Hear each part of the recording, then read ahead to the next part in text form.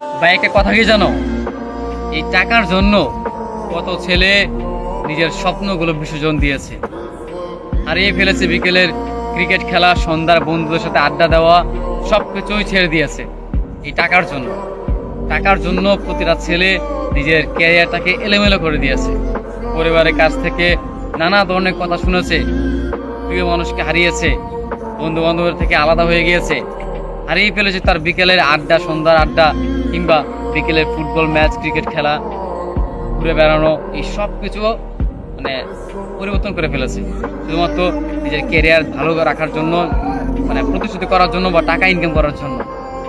আসলে সময়ের সাথে সাথে সেই ছেলেটা পাল্টে গিয়েছে। যেই ছেলেটা একটা সময় ক্রিকেটে আসক্ত ছিল, যেই ছেলেটা একটা সময় কোনো একটা মেয়েকে ভালোবাসতো, যেই ছেলেটা একটা সময় সবসময় বন্ধুদের নিয়ে আড্ডায় থাকতো, ঘুরে বেড়াতো, আজকে টাকার জন্য সে তার পরিস্থিতি পাল্টিয়ে নিয়েছে।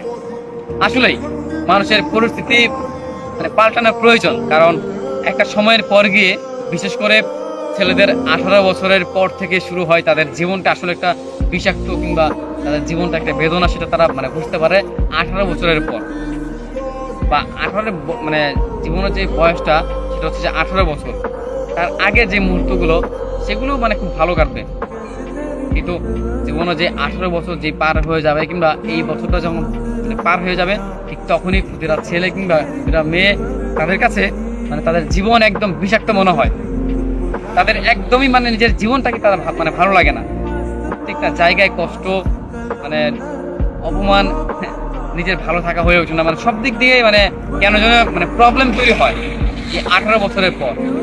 আর বিশেষ করে ছেলেদের, এটা ছেলেরা এই টাকা যদি উপার্জন করতে না পারে, কিংবা নিজের ক্যারিয়ার যদি উজ্জ্বল করতে না পারে, তবে তার কোথাও দাম নেই।